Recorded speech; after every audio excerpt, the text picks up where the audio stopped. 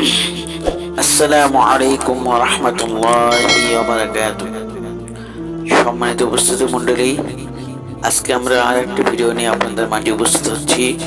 তা হচ্ছে ক্রোধ দমন, রাগ দমন যেটাই বলেন। তো আপনাদের যদি অতিরিক্ত রাগ ক্রোধ এসে থাকে তাহলে আপনারা এই আমলটি করতে পারেন। কারণ রাগ মানুষকে ধ্বংস করে দেয়। রাগ মানুষের সকল আমল ধ্বংস করে দেয়। বলা হচ্ছে যেমন কাঠ আগুনকে ধ্বংস করে দেয়।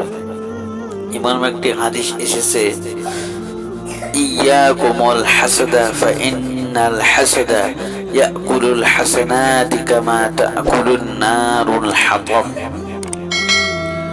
যে হিংসা ক্রোধ এটি মানুষের আমল বরবাদ করে দেয়। যদি মানুষের হিংসা থাকে, রাগ থাকে, মানুষের উপর হিংসা থাকে, রাগ থাকে, তাহলে রাগ মানুষের এই আমলকে ধ্বংস করে দেয়। হিংসা যেমন বলা হচ্ছে কাঠ যেমন আগুনকে, কাঠ যদি আপনার চুলায় দেন সেই সময় কাঠ কিন্তু চুলায় পুড়ে ছাই হয়ে যাবে।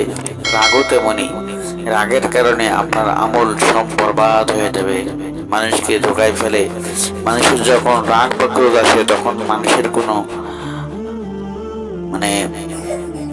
মানুষের কন্ট্রোল করার কোনো অপশন থাকে না।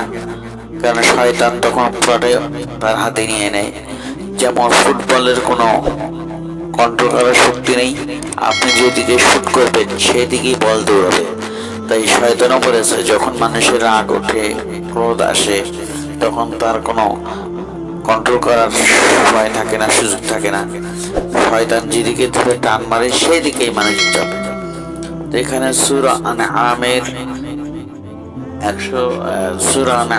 13 নম্বর আয়াত বলা হয়েছে, ওয়ালাহু মা সাকানা ফিল লাইলি ওয়ান নাহার ওয়া হুয়াস সামিউল আলিম। আমি আবার বলছি, ওয়ালাহু মা সাকানা ফিল লাইলি ওয়ান নাহার ওয়া হুয়াস সামিউল আলিম।